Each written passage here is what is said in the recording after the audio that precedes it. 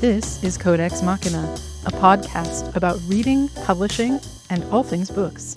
We are your hosts, Bethany, Natalia, and Laura. You're a good person. If you were in a position to stop disaster, you probably would. Whenever a woman's murder captures headlines, your first instinct is to ask why no one did anything about the cuts and bruises for which she sought treatment. The boyfriend's repeated violations of the court's restraining order, the alarming text he sent, which laid out in detail what he planned to do. If a child's dead body is found in the park, you wonder aloud whether anyone had ever noticed the alcoholic father with a temper, the gym teacher lurking in the showers, the creep watching the playground from a bench. Picture the women. Picture the children. What if you could save them from these monsters? You don't even have to do anything. You've already agreed to the terms of service.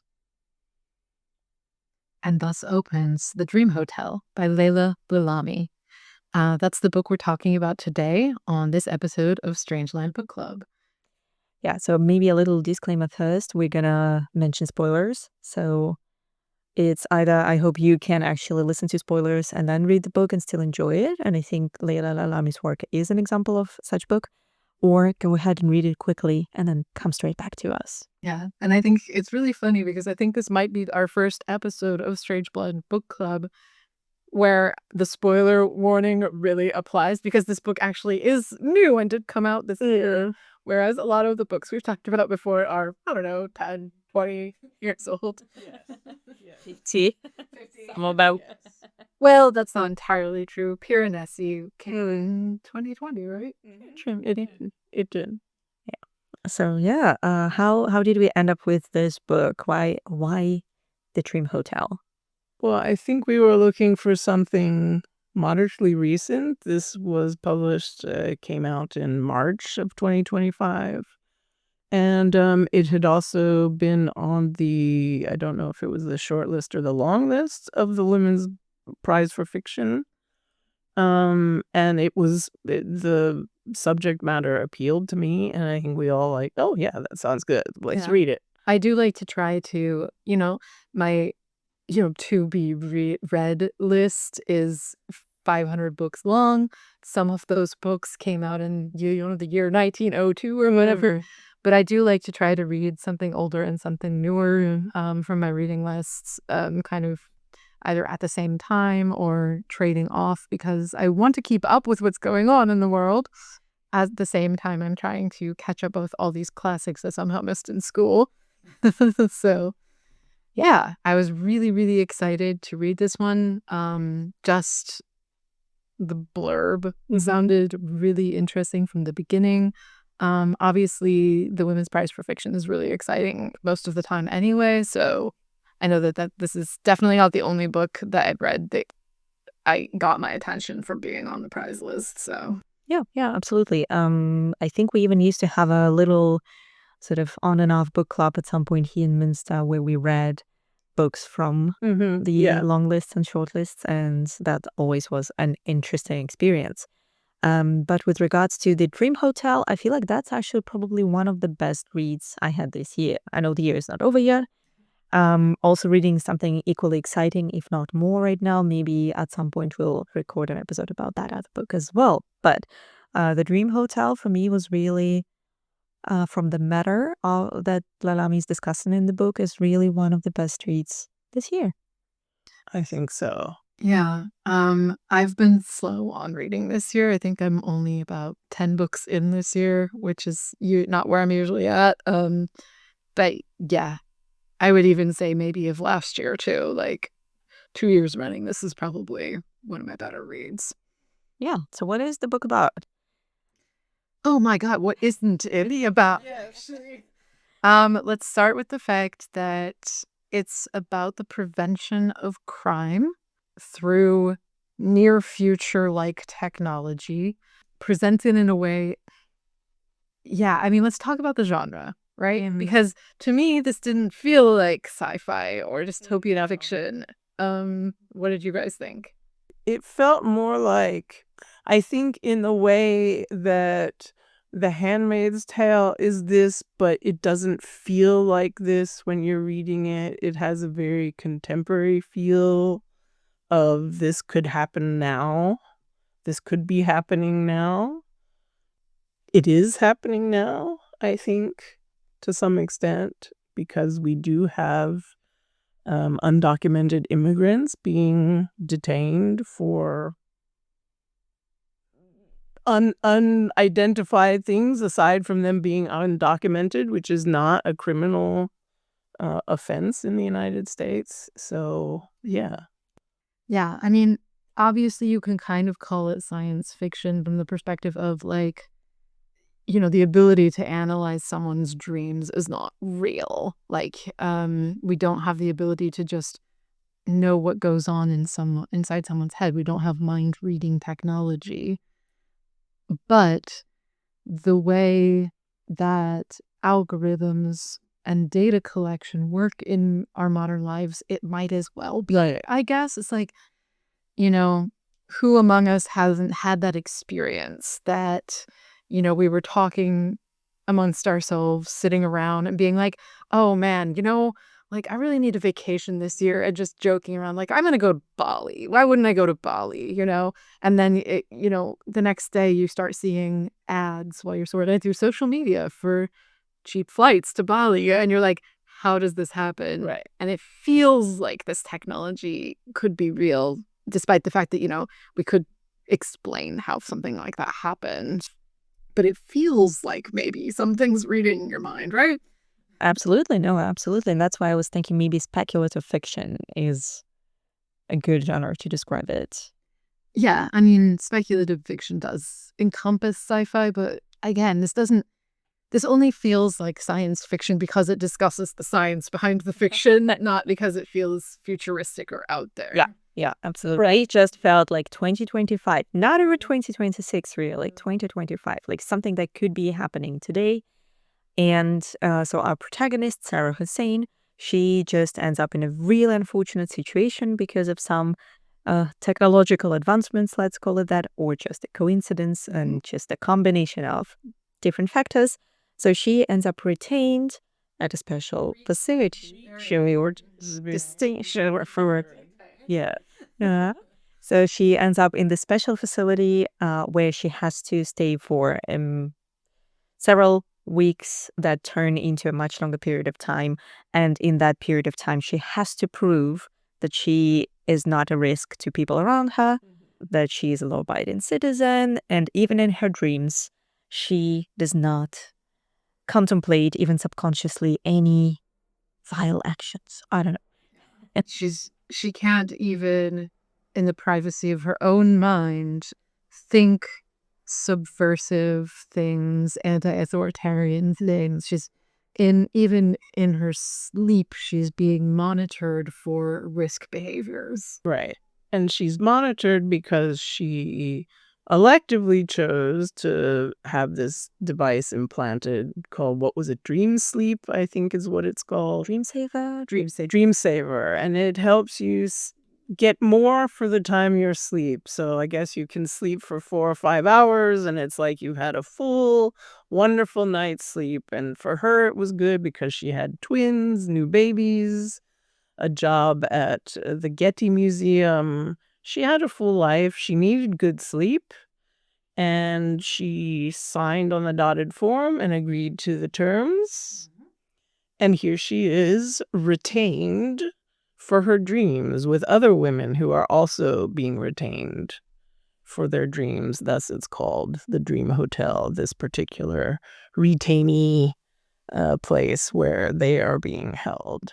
Well, to be fair, it's not only because of their dreams. The algorithm, as the RAA boasts, has 200 data points that they're using that also monitor, her social media and her travel plans and her job performance, all kinds of things that all add up together to just put her over the acceptable limit of risk. But it was her dreams that caused the concern that got her in here. And it is the dreams that seems to be the crux of what technology is trying to work on, not only to give people good sleep, but also perhaps advertise while this is happening. Yeah, and that was the huge turning point in the novel, actually, right? Was the reveal that implanting these devices in people and giving them good sleep was kind of a Trojan horse towards being able to control their dreams and plant advertisements into their sleep cycle. Right. And that's where the real moneymaker would be for the company that came up with Dream Saver, right? Which I also found really elegant solution on the side of the author, how to introduce this information to us, right? Because at the time when Sarah gets this implant installed, her husband had already had it for quite some time, and it's a really common thing. Although there are people who are opposing, like protesting outside of their offices, but still, it's something really common for people. And we have these sort of like little trips into the past, little newspaper articles that Sarah is reading, or some other like additional bits of information, like different transcripts of discussions for us as readers. And I found it fascinating that the Dream Saver had initially been developed as a device for military purposes. So it was meant to help people who, they're in a military situation, they have to, sleep less and be attentive and focused more. And then, of course, as a lot of things do, this device met capitalism. And yeah. It's a very common story with actual technology, right? A lot of technology the research is financed for military reasons, and then it's expanded for the public market. But military research is how we get a lot of technology, including, we've talked about it before on Making Book History. It was military technology that was then repurposed to scan this book that was hidden inside another book, if you remember. Well, I think an interesting point that comes up that might lead to some discussion just because of the method that they use in this world for determining potential to commit crime is Sarah, the main character, thinks about how the line of legality moves depending on who's in power. And now she's on the wrong side of it. And I think, in history, we can see this happening in a way that's, say, at one point it was illegal for biracial marriages, and now it's legal. But I think here it's something different because you don't even have these points determined by people, you have them determined by algorithms. So it's not just about who's in power, it's about what companies are in power. And so companies are determining, and through their algorithms, whether you're at risk of committing crimes. And this goes even a step further because these are devices that you yourself pay for, maybe have a monthly fee even. And so this element of power versus what's a crime with each level is something very different than what we would have considered before, because this is based on an algorithmic thing. And if I may quote just a little passage from the book here, one of the characters tells Sarah, "The algorithm knows what you're thinking of doing before even you know it. That's a scientific fact. A forensic hold is for your own good. It prevents you from acting on your impulses." Yeah. And I find it really fascinating because it's presented as a very scientific thing, right? That's just scientific fact. But the way they talk about the algorithm is actually almost religious. Like, oh, the algorithm knows, the algorithm sees, all hail the algorithm, Yeah. And I think that we, as our current society, are more skeptical than that when it comes to algorithmic content and how AI works and these kind of things. But for how long, right? like young people aren't receiving good education in computers and how coding works and these things. Like if they don't know how it works, what reason have they to question it? I think that's such a basic thing. Even if we think of ourselves, maybe it's just me, but I feel like there are things we take for granted. Like, do I know how city plumbing works? No, it's just something really practical that I use in my everyday life multiple times, and I'm never really thinking of it. And the same way with a lot of digital devices, and the more kids are born into this already highly digitized world, the fewer questions they're going to ask to, like, oh, what do you mean Wi-Fi hasn't been in the air when you were growing up, right? Trying to explain What is Wi-Fi actually? modem connection to people that, like, what do you mean you couldn't just have connection? You had to send text messages, like, and you had to pay per word? What is this thing? So yeah, and I feel like it's kind of natural for us humans. It's a little bit of maybe inherent laziness of our brain, probably. Like, if it doesn't pose a problem, I'm not going to wonder how this works and why it maybe uses or abuses information it has. And sort of to, again, connect these different generations and the loss of this suspicion, maybe. There is another wonderful phrase in the book, if I may. The time has come for sages, mystics, and prophets to cede to an AI. Exactly. That's what I need. The AMA is a religious thing. It's not real science. Which is what's happening right now. People are kind of treating it as this kind of God worship thing. I've read a couple of news stories now about people who genuinely believe that ChatGPT is some mystical source of all the knowledge in the universe and is actually some kind of deity. So, And I think this is why it's interesting that this book ties into dreams. Because again, dream interpretation is there is a medical science to it, but it's not a fixed science. Even someone who's a trained psychiatrist can give some ideas of what a dream might mean, but one can never be sure. And I feel like, this idea of leaving something to a machine and being the way devices have come over the last 20, 30 years, how easy it is to just absentmindedly accept signing the terms, accept buying the device, accept having something implanted. Just we accept having these things in our home because they're going to make things easier or quicker or whatever, and we don't give it enough thought of what are we signing, what are we giving ourselves into, who can listen, under what circumstances can they listen, how does this happen? But just because it's a new toy and modern technology, we accept it kind of without question. Yeah, I mean, like, go back and think about just this year, how many times you've hit, I have read and accept the terms and conditions button, and you have not actually read the terms and conditions. Right. And I mean, this makes me think kind of back in my college days when I was a young person, and I worked briefly at Blockbuster Video. And when I looked at the contract at one point, I realized that they retained the right to anything creative you did while you were in their service.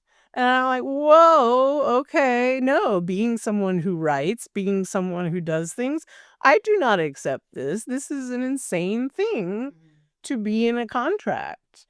And, well, I hated the job anyway, but I quit it right away because that's absolutely not acceptable to me. So, I mean, it's these kinds of things that if we don't read the fine print, then you realize you could be put in a retention center for some dream or some thought you had that really, if an algorithm decides that's what this dream means, you can't fight that, even though that's probably absolutely not what the dream means, because dreams are rarely literal. They're rarely literal. They're rarely only one thing. Right. And actually, I think that's what I found most interesting about the book. Wasn't necessarily like its way of tackling modern political issues, but the way it posited this idea that our ability to know ourselves is still our own and is still under our control, despite all of these kind of invasive technologies and surveillance systems that we have allowed into our lives. Sarah keeps a dream journal, and she really, really believes in her own interpretation of her dreams over the algorithm's interpretation. And yes, it's a very like rosy picture of herself that she's painting sometimes, but isn't the way we think of ourselves who we are? Like, isn't that the truth kind of to a certain extent? Like, if I say, I love someone, and yes, sometimes I feel angry with them, and it's only natural for me to have these worries that I'm working out in my dreams, and it doesn't change the fact that I love them. That means I love them, yes? Oh, right. Yeah. Like, self-perception is actually a powerful thing. And Sarah's ability to kind of resist the narrative that's being painted of her is, I think, kind of her power in this book. She is refusing to let the story be told about her this way. And I really feel like I appreciate the idea that she keeps a dream journal, both because it is really kind of the only way we can interpret dreams, even in a clinical setting. At this point, you have to have made a journal and written things down, or it's much harder to discuss dreams on that kind of level. So this is a well-known practice that's used, kind of more analog practice. But she's also doing it in a way to give herself agency over what the algorithm sees in her dreams or the AI sees in her dreams versus what she sees and how she can work it out. And I think she even mentions a few times about being able to use this book in her defense when she has her hearing to get out. Right. Well, and that's what makes it, I think, really fascinating, that one of the plot points is the prison guard, Hinton, stealing her dream journal and taking it away from her. What does that mean in this context? Obviously, it's removing a tool of power from her. He's attempting to remove her ability to self-identify, to defend herself, but it doesn't work. Right. And so you kind of have to really sit there and think, okay, what is Lalami saying about this? This external source was helpful for Sarah, but clearly she didn't, quote unquote, need it. Right, right. And I feel like her ability to interpret her dreams and keep that journal and generally like perceive the situation differently is what attracts attention to her as well. Yeah, like why is Hinton picking on her in the first place? Yeah. Like, well, also one wonders because, that she had dreams about him. So presumably that was known. Presumably people knew that. The people who had put the neurological chip in her knew that, and Hinton also knew that because you read the journal. Well, yeah, but I didn't know if maybe that information already came to the retention center too. That wasn't made clear. I don't think the people in the retention center get all of that data about the women. Right. And of course, not every woman in the facility probably even has one of these chips. Right. Well, no, I think they do, because they made it clear that the women in the facilities were divided by certain things, and in hers, it was all dreams. Oh, okay. It was all, so I assumed that meant every woman in this facility had one of these implants. Okay, yeah. And that's part of what, But I can't see why every guard would necessarily have access to that. Yeah, but it's Maybe just it's unclear because the dreams can be seen. It's unclear who has Jackson access. didn't know until he read her. Well, yeah, I mean, that's what it seems like. But yeah, it wasn't ever, I would always wonder who's seeing my dreams then. Of course. Yeah, in this situation. But I think the thing that's interesting, though, is once that one piece of power she had over herself and her dreams was taken away, then she became a threat, because what else did she have to do? Walk out, strike, not work, not participate, because they spend so much time saying this isn't a prison, so why do I have to work? Right. Well, and that was the whole thing, is like, you don't have to, but it's risky behavior. Right. Refusal to, right? Eventually, he had nothing to lose. Yeah. Well, and of course, at the same time she lost the journal was also the same time she got some kind of blackmail material on Hinton. Yes. Well, so they were kind of holding these things against each other. He had a bit of power over her, but she also had some over him. Right. And it was very much this sense of, well, now we can both tell a story to the authorities about each other. So you first. Right. Yeah. Provoke me. Come on, do this. And I'm just now thinking that in a way, there is so much irony in her being retained in this facility for potentially risky behavior. Again, potentially she might do something, be a threat or a danger. While the fact that she has been retained and put in this situation and had to experience all these things for like a year or so. Yeah, she was kept in the facility for over a year because she kept violating policies such as not having her hair look nice enough. Exactly. And then in the end, that exactly led to her rebellion. So in a way, they were trying to create push for this compliance in these women, while thus technically making them more radicalized, in quotation marks.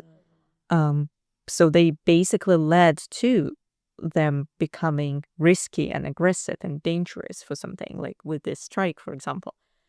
Well, I wouldn't call that dangerous to anyone except capitalism, but that's what I feel like was the main drive to put them in there. Okay, we want everyone to be complacent. We want everyone to be originally she was put into this retainment facility.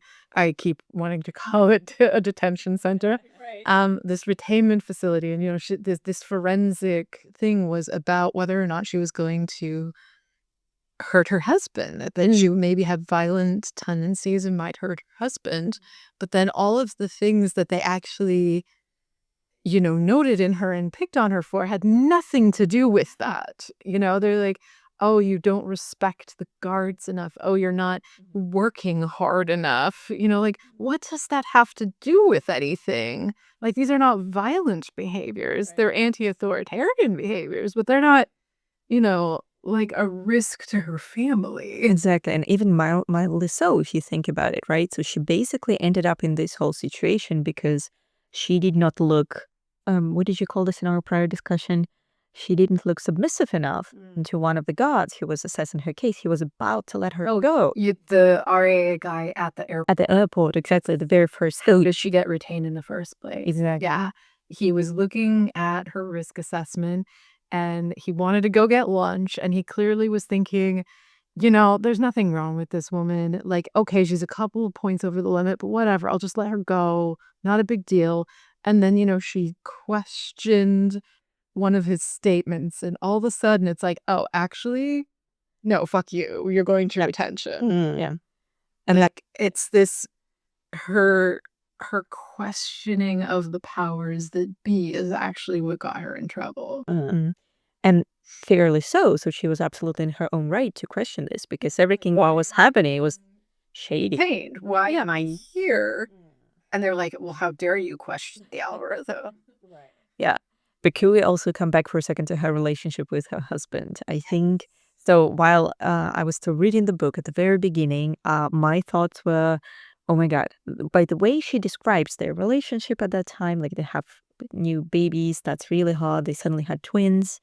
And she never openly said like, yeah, I want to be mom. So for her, it was more like a decision she had to come to.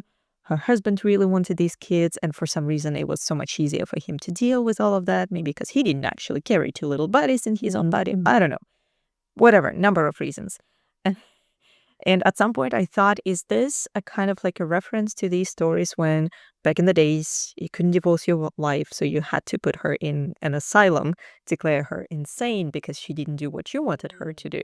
She wasn't as happy as you wanted her to look, all that stuff. Maybe her husband Elias wanted her, right? I think. Yeah, because relatively quickly he stopped coming to visit her with kids, but then she was also rationalizing it. She was like, yeah, he has two babies. He's a single dad for children now. Right. And they are learning to walk. Right. So he needs to like baby-proof the house. He needs to get his word out. He's just still kind of helping take care of her dad. Yeah, a little bit. Yeah. Yes. And so I was like, is this how just rationalizing this? Is he secretly a jerk? And actually, he fabricated something and asked her to be put away or something else. So I'm like, she just doesn't know it because we have the limited narration. Yes. Yeah, so we don't actually ever see his side of the story. Yeah. And there were things that Lalami was doing with the framing, the storytelling, where you could question it, like the way he was speaking to her when he came to visit, the fact that he stopped speaking to her, that he wasn't, he forgot her birthday. You kind of, and then there was this scene where another woman in the retention facility was also being visited, and it kind of looked like her husband was like forming a connection with this other one of the sitters. Who was female. Right. Yeah. And I was like, oh, is he going to cheat on her with this other woman? Right. But then that didn't materialize. Like, she was clearly playing with your perceptions on purpose. Oh, yeah. I was like, Right. oh. Right. And he turned out to be a nice guy. Yeah. And it was just clearly that he was extremely overwhelmed, both financially, responsibility-wise, and you think there's no way he would have her put in this thing because it was impossible for him to live his life, really. Yeah.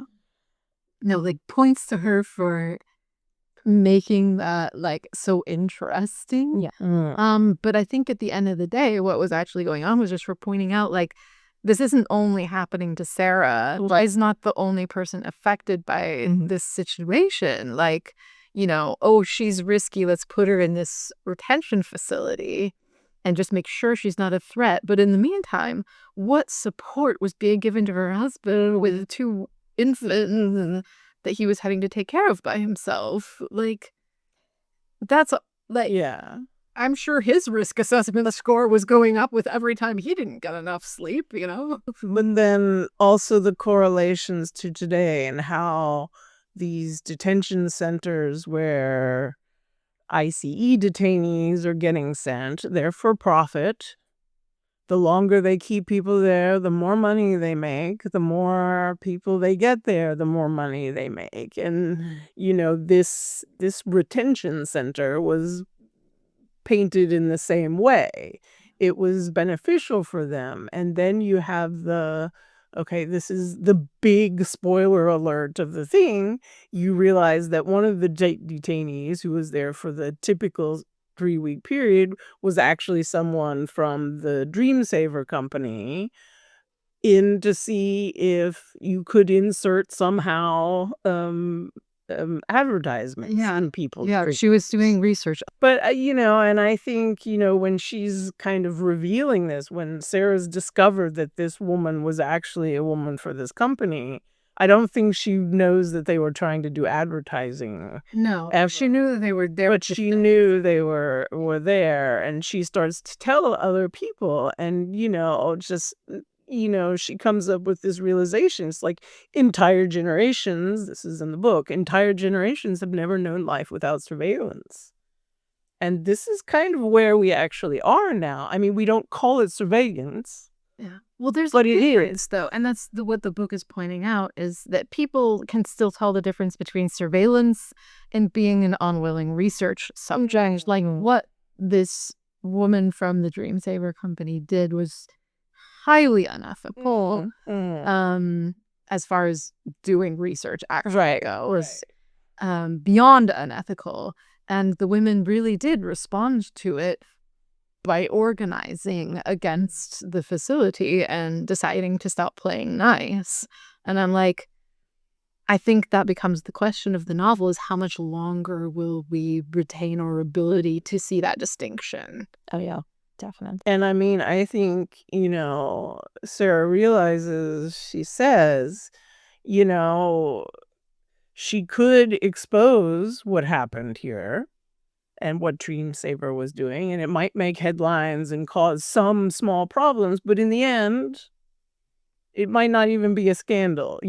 Americans have, at this point, accepted the methods of the RAA, the retention people, and no one's really troubled by this. So, and that takes us all the way back to the quote from the very beginning of the book, like, you have already accepted the term. Yeah, right. And I'm like, yeah, you did. The minute you got a smartphone and an Apple Watch and all of this stuff. Yeah. And I really think people don't think about it. From the minute I ever got a phone, from the minute I was online, I'm aware this is not privacy. And I think, that comes from being Gen X and growing up kind of before this technology and being suspicious of it, like people tend to be, and just taking it willingly, knowing this is what's happening. But I think as we get further and further along, the younger people may not really think about it that way anymore. They're just, this is what I grow up with, and it's fine. And they don't question these things that they accept, and they don't question now to share your full name, to share where you live, where you work, where you go to school. These things are all part of your publicly facing persona on the internet that absolutely anybody who wants to can get a hold of. And I find that staggeringly weird. I mean, as a person who came into the early internet where the idea of using your real name was why. That's why. And I still don't like using my real name on the internet. It's but in most situations I don't. And for a long time, you couldn't even find me on the internet as me. Yeah. Because I refused to have, and this is just not what you did. It wasn't interesting. It wasn't cool. It wasn't part of what you did. No, like the whole concept of even being on the internet in the first place was way back then, wasn't anyway, that it was this escape from real life, that you were at this persona, this much cooler, I don't know, you were a tattooed elf on the internet or something, like you were whatever you wanted to be. And if you didn't like the person that you created, you burned it and made a new one, right? Until you found one that was comfortable to occupy.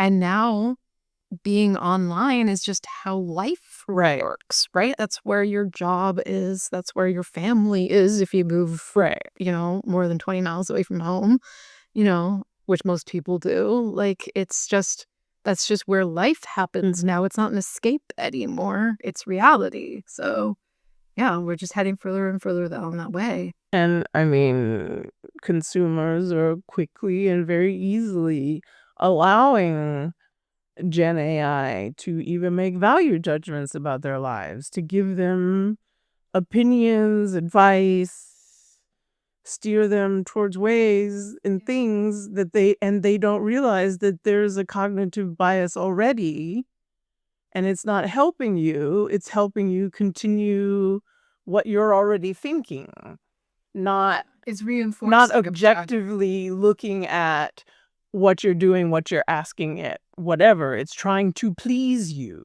Yeah. Well, and that's the thing, is like, qualitatively, what is the difference between the way we use Gen AI and what this algorithm does? It's not all, right? Exactly. But before we head way too far down that rabbit hole, let's bring it back to the novel. Because, if AI comes up as a topic, we just do this. It's just like it. Because I don't know if there will be ever a moment when we will run out of things to actually discuss about it.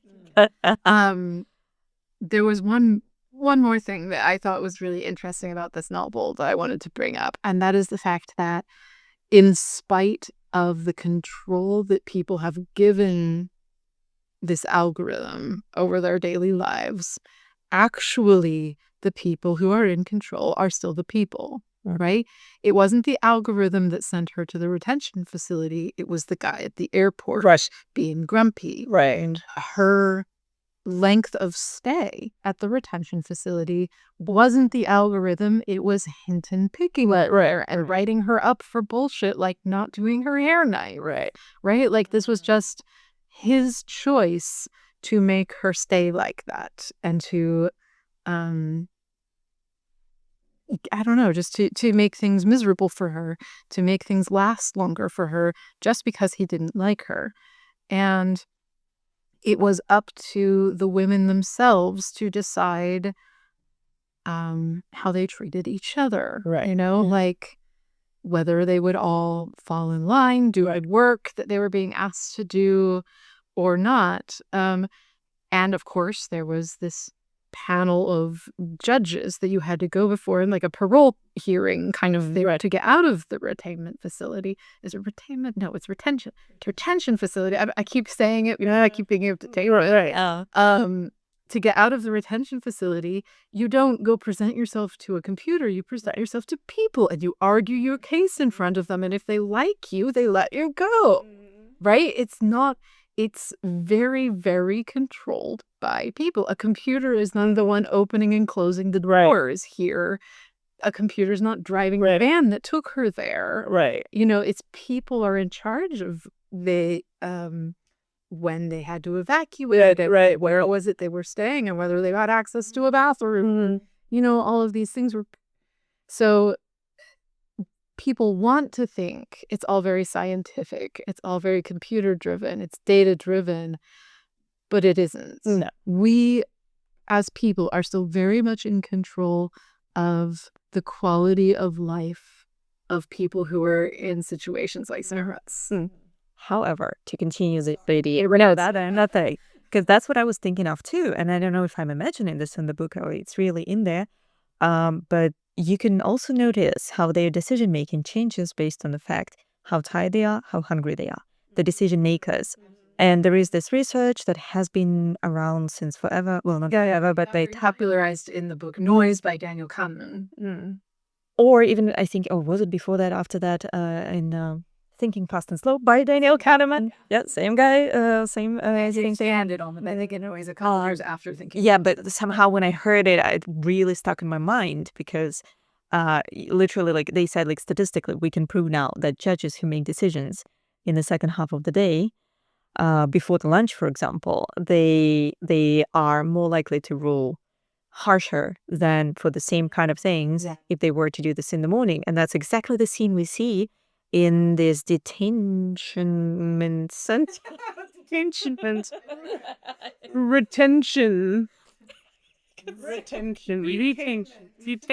forensic play.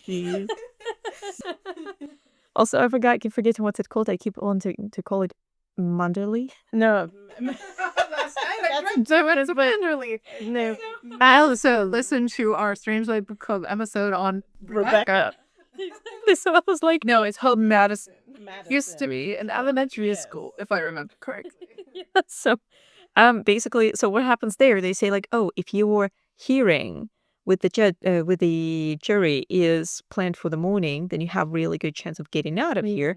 Right. They already knew. Rest and the afternoon. That's it. No one gets out. Well, yeah, that was actually what made them all so suspicious Of the lady researched them like she was pretending to be a detainee is because her hearing it was at like 3 p.m.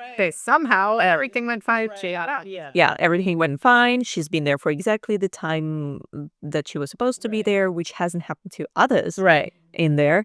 And that's what made them suspicious. But I was just like, when I was reading this, I'm like, I feel like there is also sort of like this hint that even the biological decision makers, humans, also follow this algorithm of their own like biological behavior, so to say, right? Like when you're more tired, you are probably quicker but less attentive because you just want to get it done. And maybe like I was thinking of myself, okay, me as a teacher, sometimes I teach the full day, and I really started seeing how like my judgments of the answers of my students actually change depending on how hungry I am. Right. Do I want this to be over ASAP or am I still full of energy and I'm like sharp and focused and so on? And I was like, oh my God, that is true.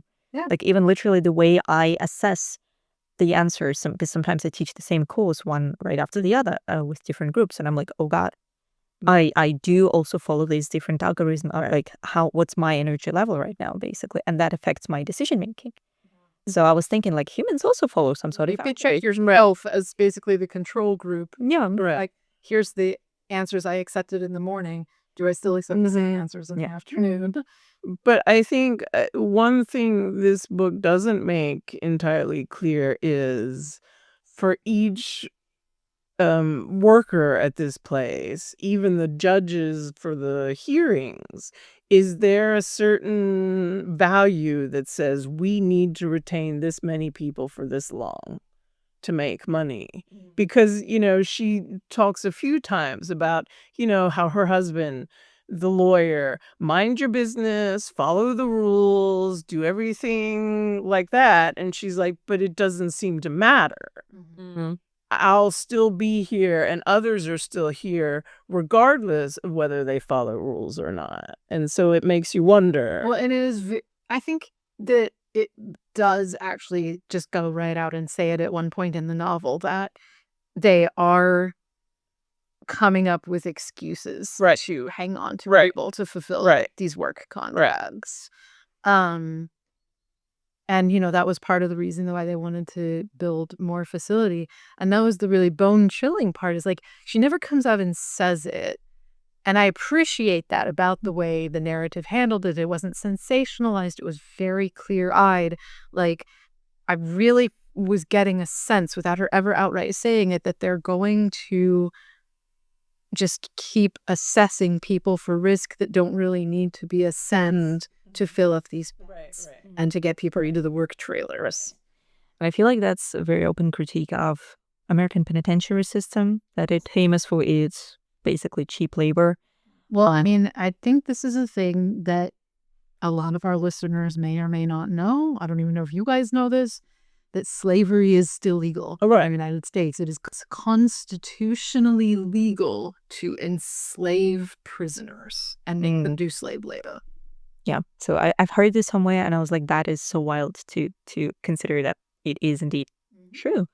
But to circle back to what Laura, you just mentioned, Elias, telling to Sarah, like, you have to just follow the rules, just stick to the rules, just do what they expect you to do, and you'll be fine. And there was another really good quote, if I may, real quick. To be a woman, Sarah says, to be a woman was to watch yourself not just through your own eyes, but through the eyes of others. Elias, on the other hand, was untethered from any judgment except his own, which she found exotic and irresistible all at once. And multiple times we see that whatever he does kind of is seen or has better results, especially in the context of treating their kids, than whenever she does it. Like, she always felt like he's just so much better at it. He just does it so effortlessly, and I just can't. But that's an example of their relationship in this respect. However, we see whenever she tries to follow this advice, it doesn't matter.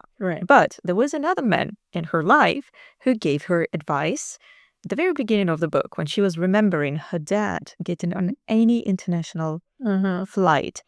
The way, like, what their family experienced as an immigrant family traveling, and the way he was brought up in this constant anxiety before travel, and he tried to instill this in her as well, and she was very quickly very dismissive. As a teenager at the time, she was like, oh God, no, I just want this AI thing real quick. I don't want to have any hustle at the airport.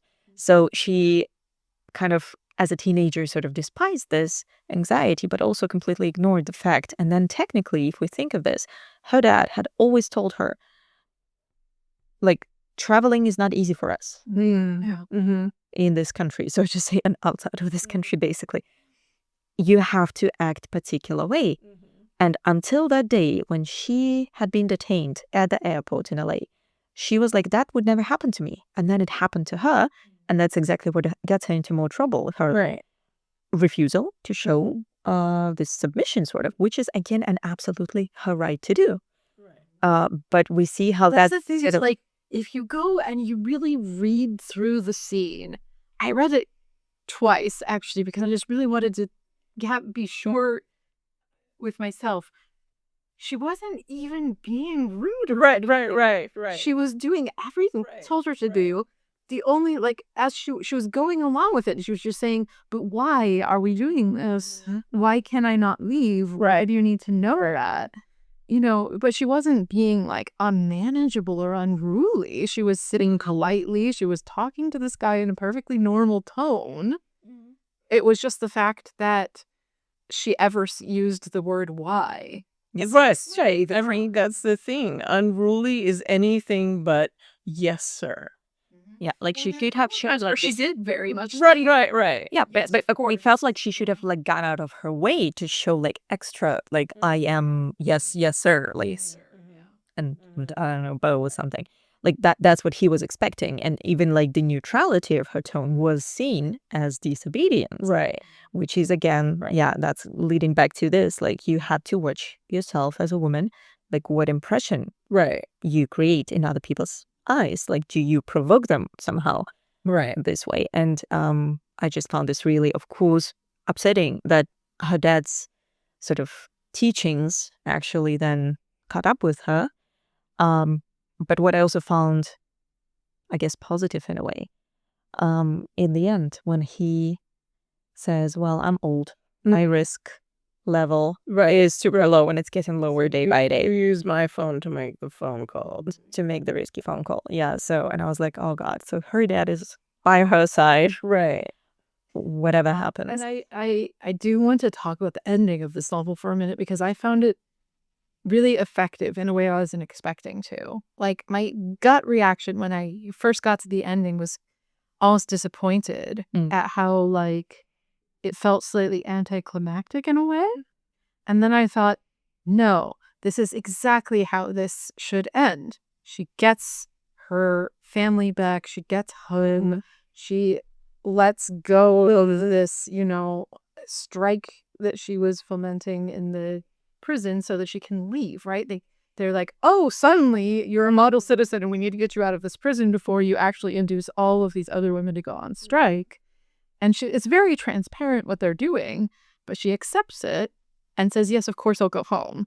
Like, that's what I really liked about this novel, is that it wasn't sensationalizing the topic, that it wasn't like some YA novel about how she's going to destroy the system. Right. The system hurt her. And but at the end of the day, she has twin 1-year-olds that need a mother. Right. And there was a way for her to win this situation. Winning was getting home and still being married to her husband. Right. Mother to her children.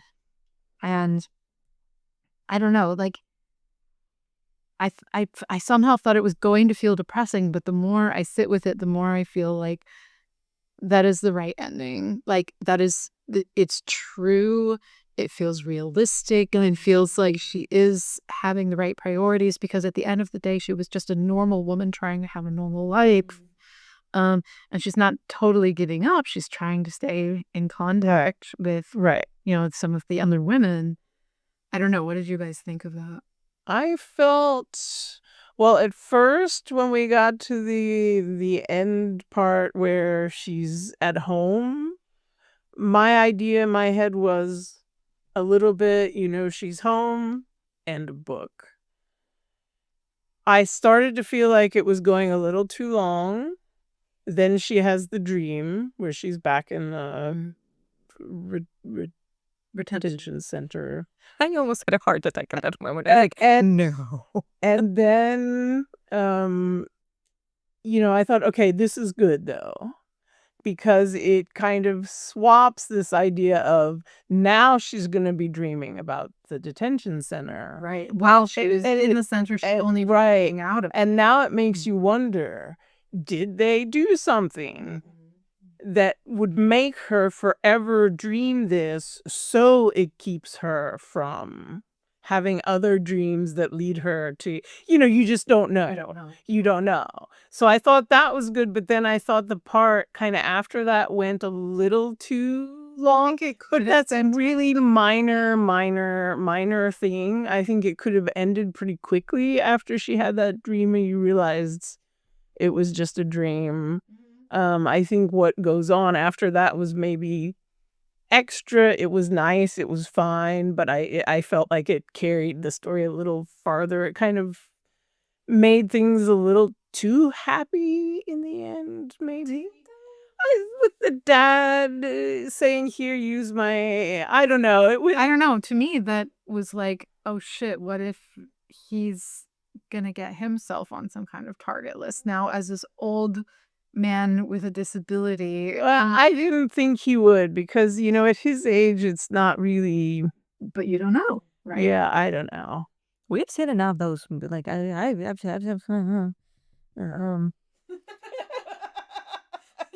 I recently have finished watching Andor. Well, yeah, right. I may have some trauma just by that. No one is safe. And no, basically, I feel like it was like a nice addition because I was like, oh, please don't tell me that she just dreamt of the rest of this whole thing being free and everything. And then it was like, no, it was a dream of the detentions. And I was like, okay, that's still unpleasant. That still shows the trauma that she sustained from it. But I am glad that in the end it still went kind of like, okay, there is an open door to more that can be done against it. And the thing is, she has no other way. She either can just be like this housewife, like she probably won't be able to get another job because of the history of being retained and so on. And then she's been in touch with some questionables, right? People who are already kind of considered socially problematic, let's call it that, in the eyes of that government. So overall, like it's either she just forgets everything and tries to go on with her life, which is a good choice. It's a safe choice, but I felt like that wouldn't be fair to everyone who was left behind in that retention center. Right. And that would not protect her children in the future from becoming part of something similar. So that's why like her decision of at least just getting in touch to check up on her friend, I feel like it doesn't mean she's going to start a rebellion now. It's not Sarah Connor kind of Sarah. When you say that thing about protecting her children in the future, I just had this image of, Sarah mimicking what happened with her dad. Like, oh, you have to behave a certain way at the airport. And Sarah being like, don't get the fucking chips, kids. Get a saver, I'm telling you. And the kids being like, yeah, mom, sure. Yeah. Well, and I think she also kind of alluded to maybe not being a 23rder. Oh, the people who only ever spent 1 hour online, but they were completely removed and offline and whatever. You got the impression she was trying to remove herself a little bit from this device world at the end. And so I don't know if her intent would be to go that way or to do something else. They leave that kind of unclear, but she made it clear that she was going to try to step back from her reliance on all these devices that could. And I also feel like to me it sounded very much like a civic decision. Like it sounded to me like we can't allow them to keep doing this, right, and getting away with that. Right. So it's not like she says like no more technology, but she says like no, this is on a social, like civil level. That is not okay. To do that. Yeah. Well, and that's the thing that I think I appreciated about the way the book ended is that she started as a normal woman and she ended as a normal woman. So like, I can only control what is in my sphere and I will do what I can, but I can't do everything. I like that she remained that person. Like while she was in the prison, she looked at what she could do and she did it. Right.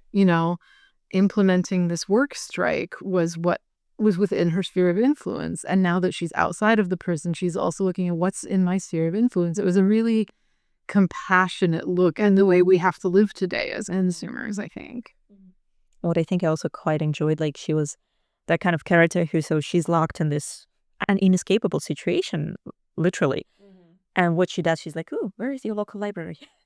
She's like, so, well, let's see what we have here. And she's just quietly going there and reading up on laws, reading up on terms and conditions, reading up on history, and like going through things quietly.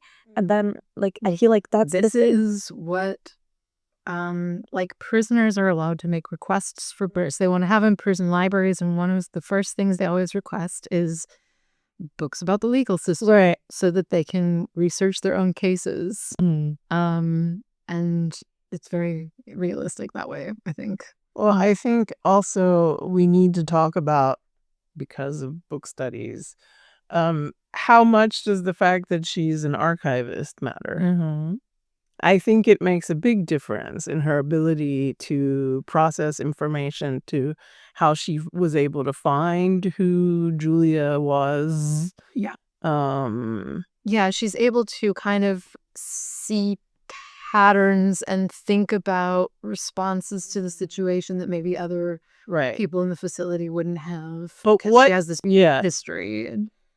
But what is an archivist if not a human AI collator of information and ideas, in a way? You know what I'm saying? I mean, archivists kind of take all this information and they curate it for different, for music. But that's the point, or whatever. They can curate it differently in Right. different situations. Right, exactly. Yeah. And I do have a quote for that too, because that quote I actually selected not for this discussion, but just for my own personal, I don't know, like kind of, I feel seen. So about Sarah, in the beginning, we find out by training, she's a historian of post-colonial Africa, specializing in independence movements and border formation. But except for a few years when she taught at Cal State, she hasn't worked as a historian. She has spent most of her career in digital archiving, a work that doesn't require her to prepare lectures, allows her to write on subjects she finds interesting, and provides health insurance. Well, OD, anyway. And I was like, yes. How do I get that job, actually? That's... Yes, I'm there. Thank you. I appreciate it. I'm like, you'll see. Oh, God. Sarah. Yeah. All right. I think we've been talking about this book for a while. For over an hour now. Okay, so let's maybe think about some ways to wrap up. Is this book going to stay with you? What was the thing about it that you think is the most, like, impactful thing? It's gonna stay with me for sure. I mean, I think, again, I wish I had or read it in a time where I could have more time to do a very slow read and kind of think about things a little more deeply as I read them than just, but at the same time, I'm sorry, the first time you read this book, there's no way you can read it slow. Same. You have to just, like, I wasn't getting enough sleep. I couldn't fall asleep. Something different would happen and I had to keep reading. Yeah. That sounds possible. You do like 2 chapters on a Sunday afternoon and read the entire rest of the book. Yeah. I mean, it was really hard to put down. So I think even by choice, doing the slow reading initially wouldn't be possible. But I certainly think it's, a book that if I don't want to read a new book, if we count years left in life versus books I want to read, rereading books isn't always there. But this is kind of an interesting one, just psychologically and in the world we're in right now.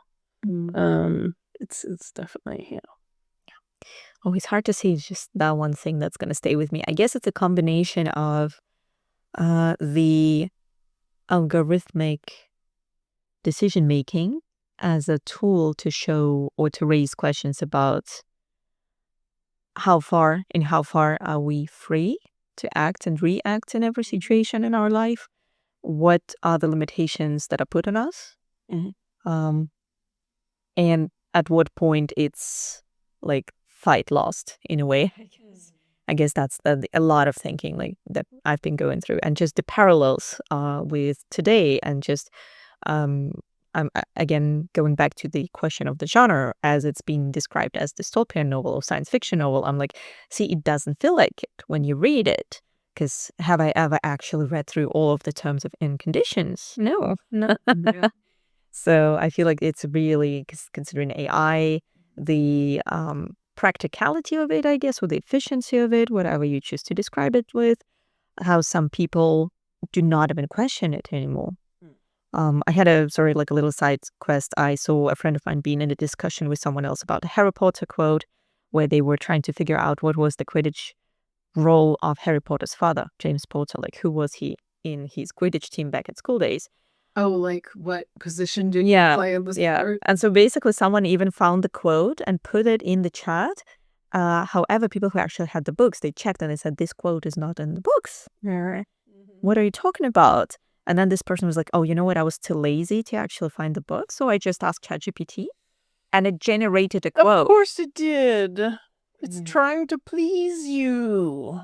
And they were like, that is literally a quote that is claimed to come from that book, but it is not in that book. This is not that we care about whether ChatGPT is accurate about Harry Potter, because we don't read that book anymore, do we? But it's... But will we complain about it hallucinating quotes? Yes, we will.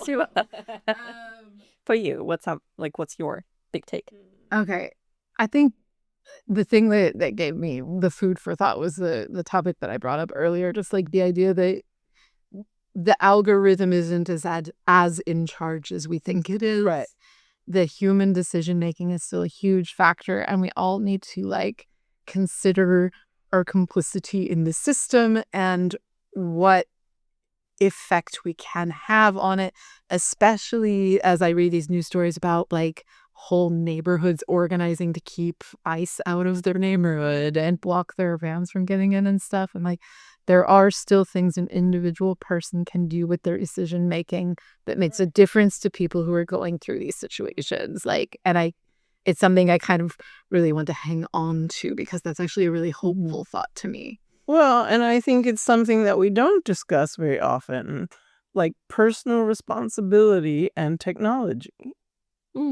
And how easy it is to accept things that seem fun, make life quicker, make life easier, these things, but you don't think about the ramifications of using these. Yeah, well, and that's the thing with our main character, with Sarah. No, she got this device because she needed to sleep, because capitalism. Right. She hadn't have a job and children and be a homemaker and a wife, and like, how was she supposed to do all of that and still get enough sleep? Right. You know, like, the situation she was put in wasn't even self-imposed. Like, how was she supposed to live without this thing? Like, she was put in this position by society, deciding between her own health and sanity and not having that. Right. Like, that's, yeah. And then if you think of a world where AI is based on the bias of the user, then of course, if you're using AI to check whether people have the potential to commit crime, then that bias is going to be the bias of the user who's putting you in the detention in the first place. Yep. And so their bias is already going to be set towards wanting to put people away. So it's all kind of basically just pointing out that nothing changed between the time Sarah's father was traveling and the time Sarah was traveling. So it's still dangerous to travel while brown. Right. Yeah. Okay. Yep. I think as a fun way of ending this, that's more fun than these really kind of crazy conversations we've been having. We were talking about that you may never have time to reread this book, even though you might like to. What's your number one book that you will definitely reread at some point in your life? Well, or that you do reread at certain intervals in your life? I think Piranesi is going to be one that I'm going to reread a third time. Gotcha. Because I'd like to journal it too. Okay. I struggle with decision making in life. And I'm trying to think. There was a book that I was thinking about recently when I was like, maybe like if someone ever asks, that's the book. Do I remember the title? No. I would say maybe Donut Tart. Maybe Secret History. No, sorry. I'd be afraid it's not going to read as nicely to me now that I'm old and cranky as when I was young. I actually had a copy of Fahrenheit 451 sitting on my shelf for a couple of years now because I think I want to reread it, but I'm scared to reread it. Because I read it, as a teenager and it felt really impactful at the time. And I'm like, is it still going to feel that way right now? So I'm like, I'm going to do it, but I haven't brought myself to do it yet. Right. But one of the other books that I did read as a teenager for the first time that just has stuck with me and that I do reread every few years is To Kill a Mockingbird. Okay, yeah. I read it in high school. And actually the copy that I have and that I like to reread from is the copy from high school that I took notes in for class. Cool. It still has my teenagery notes and they're a little cringe, but I love looking back on how I thought of it then and what kind of enduring impact it has on me now. Yeah. Yeah, that's one I reread a few years ago. Speaking of coincidence, another banned book. In some places. I think there's a move every once in a while to get it banned from schools for the N-word usage. But yeah, so I guess on that happy note. Yes. Read more books. Read more banned books. To read banned books, reread books that taught you something and see how they impact you again later, because I think it's really interesting to revisit your younger self and reflect a little. And then feel free to email us with those experiences because we're always interested in reader experiences. Absolutely. Always. And yeah, I think genuinely, I also want to reread Piranesi. I feel like we're going to have to do a re-record on the book club episode of reading it for a third time. What's changed in our perception is maybe a few years from now. Okay. So stay tuned. Yes. Bye. Bye.